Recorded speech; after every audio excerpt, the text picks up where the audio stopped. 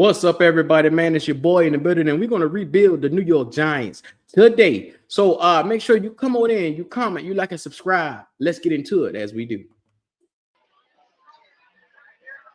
Oh, yeah. Y'all come on in the building. Y'all already know what time it is. I'm out here. The tailgate experience. Show, baby, we here now. Things are open up. We about to turn it all the way up. We about to take the victory. Get the dub, dog. Let's go. All right. You know, keep down. Let's see you now. What do we got right here? Who in the house right here? All right. Roll on up. A happy birthday to this one. Y'all know what time it is. Monday Night Football don't get no better than this. I'm trying to tell you. Let's get it. All right, who we got right here? Let's go. We got some down here.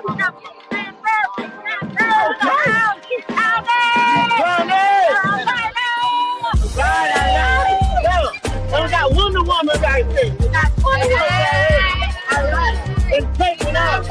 All right, what you got here? What you call yourself? Little Panther? Little Panther? Panther Lynch? All right. It's Panther Lynch. Like first? All right. Yeah. Southeast Town. Let's get it. All right. Right here, y'all at Royal Riot Tailgate Party.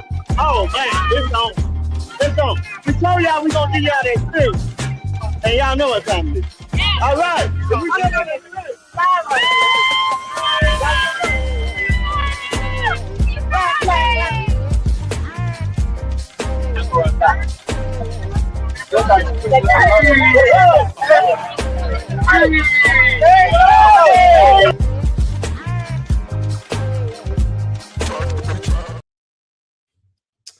Yeah. Your boy is in the building. First of all, let's get into it as we do. Look, we got to build the New York Football Giants. There's a lot of melee. There's a lot of chaos going on in New York, and let's get into it as we do. The biggest needs for not Carolina Panthers, I'm sorry, but New York Giants this year, interior offensive line. They got to rebuild that shell. Then they also need a quarterback because quarterback is the number one thing that they need coming off the rip. But outside of that, they need a true number one corner. Let's be real. They hope that their former first-round pick, Deonte Banks, will develop into a true cornerback in 2024. Unfortunately, he has struggled to keep up with opposing top receivers. But you got to also look at it.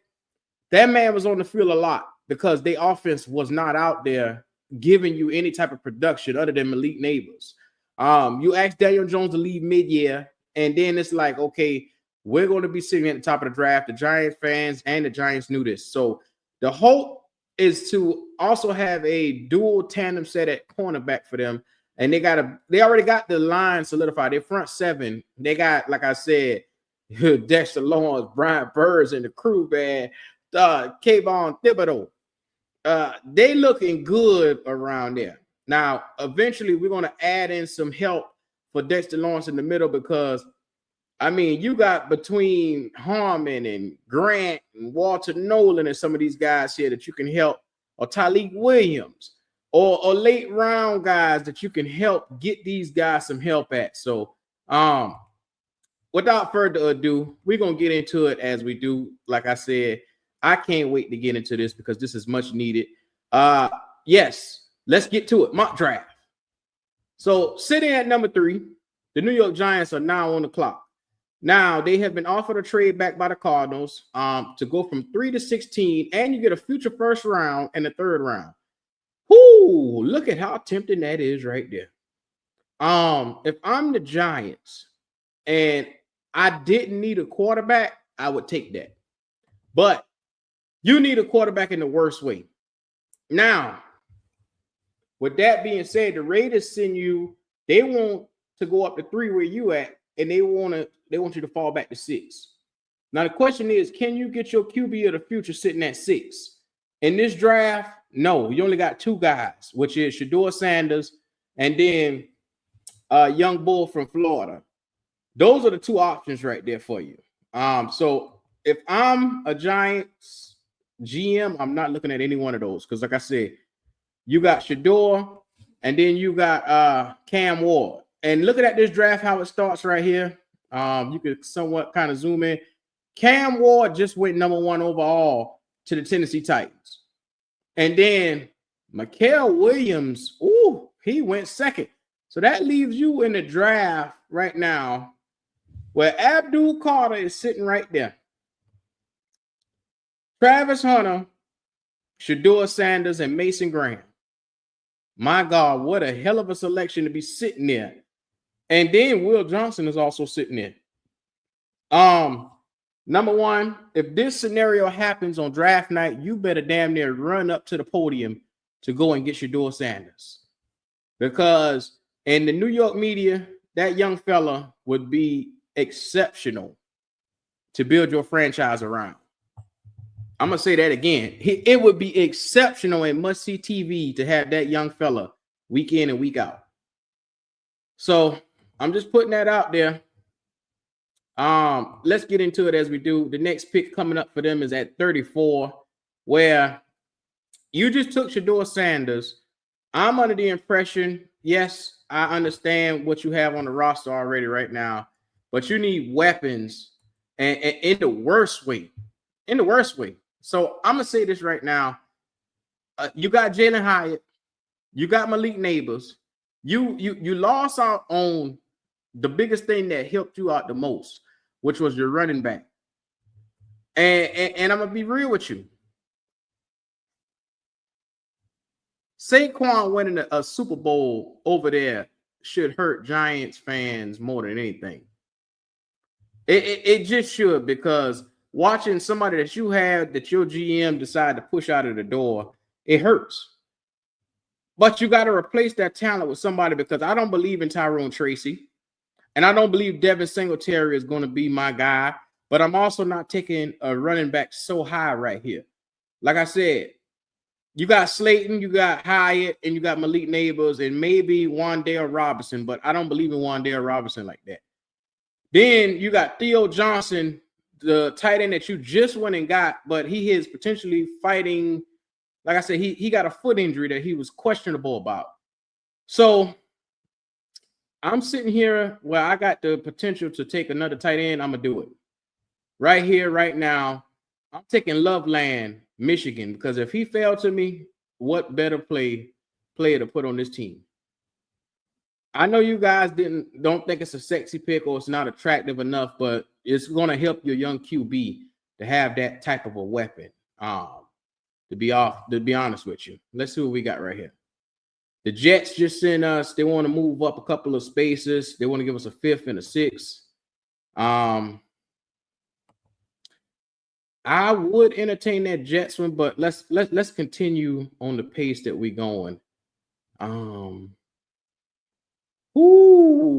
I got a shot right here to get Trey Amos from Mississippi or Alfred Collins. And I just told you that we need somebody to go interior beside Dexter Lawrence that can make this thing go crazy. And then you also need a number 1 corner to go on this team. At 65, I can solidify both. For the Giants, that Alfred Collins sitting right there. To put him beside Dexter Lawrence, you would have one of the meanest lines that, oh my God. But I'm going to go Trey Amos right here, because I believe that Trey Amos is going to be the bigger need for you guys long term. But my God, you could have go yin or yang with that one. I believe that the impact that having him beside Dexter Lawrence and Burns and them boys and Thibodeau would make you guys a nasty line. So I'm looking at this right here, and I'm saying to myself, as a New York Giant fan, and I have a bevy of New York Giant fans that I'm friends with, and I hear them talk all the time. When you're looking at the end, like I said, you got Chapman, you got Roches, and Dexter Lawrence on your front line. You got Bobby Enrique, which is a Pro Bowler, on your team. You got Kayvon Thibodeau, Brian Burns. Like I said, you got a lot of guys. And like I said, you got Deonte Banks, and I just took your QB of the future that's going to move Adoree Jackson back a little bit. So you're gonna need a safety after a while. We're gonna get there. But like I said, this is called fix the Giants. And in my position, if I had a chance to fix the Giants, like you see how they want you to take an edge rusher right here. I'm not doing it. Because you can get by on defense right now, but you need offense. I'm going to get you Tate Rutledge because you need that interior offensive lineman, and you need him in the worst way to make sure that your quarterback stays upright. Because getting a talent like Shedeur Sanders is great, but you're going to make sure you need to make sure he stay upright, if nothing else. So let's get back to it as we do. I'm taking DJ Giddens right here because we're sitting at, this is the 4th round, pick 134. DJ Giddens is a dog from Kansas State. I don't think that you guys miss any kind of beat adding DJ Giddens to your team. Now, this is where I'm going to start looking for a weapon to give Shedeur because, like I said, you don't draft him and not find somebody that, hey, he needs to be able to connect with, click with. Yes, you have Jalen Hyatt. Jalen Hyatt has been not as productive as we thought because basically what you have seen from the quarterback has not been able to elevate anybody on this team. So, yeah, Jalen Hyatt is sitting there. Malik Neighbors is there. But I'm going to go and look to probably bring in I'm going to bring in Pat Bryant from Illinois. Pat Bryant should be able to make some noise with young Shedeur. And as you see, that was an A pickup. And it's about fit. It's about need and where you're getting them at. Now, with all that being said and done, this is a draft of where the offensive linemen are going to get pushed back. I'm talking 4th, 5th round.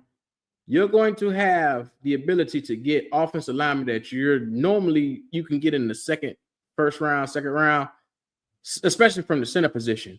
Like Jonah Maheman and Jake Majors and all those guys will be available 5th round.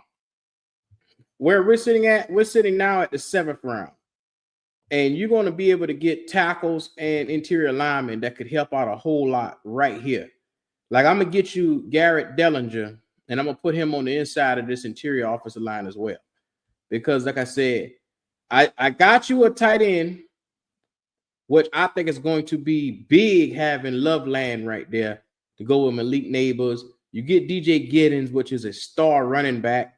You get Pat Bryant. You get Trey Amos. The only thing that I could say, because I'm going to get y'all a D tackle. I'm going to get y'all a D tackle that can go and play eventually and be able to get in there and get some snaps in. I'm going Ahmed Hassan, Boise State. Matter of fact, I'm going to do y'all better than that, man. I'm going to do y'all better than that because I wanted to get y'all a big space eater and put them there.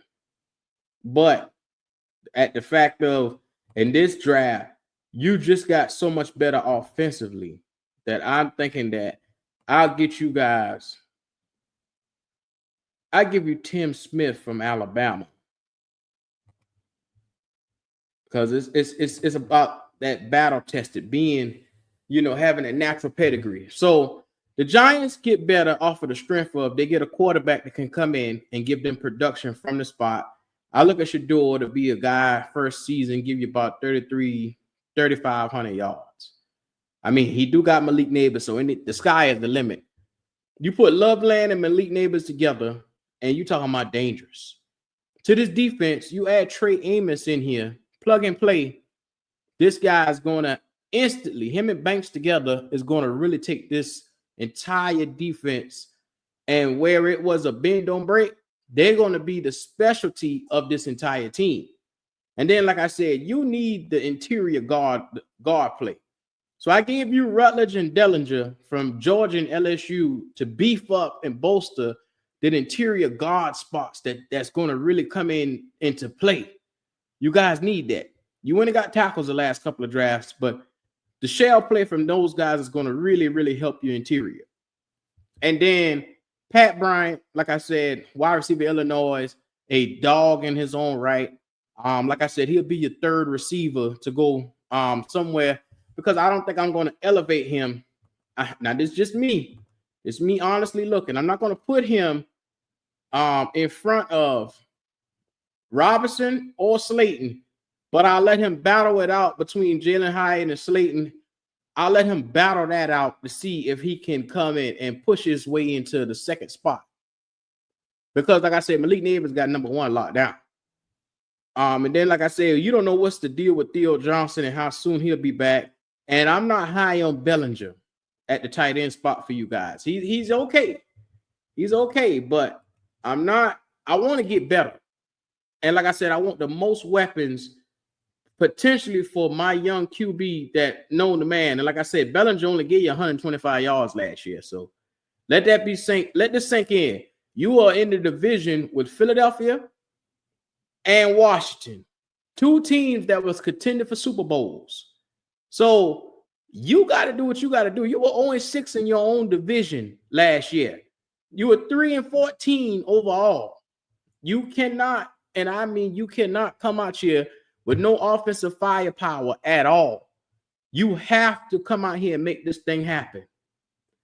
So with that being said, man, if you're a Giant fan and you watching this, or you think I built or incorrectly did something for your team, holler at me and let me know. If you think I did good on this, man, let me know, because in my opinion, I think this makes the Giants as an entire team overall better.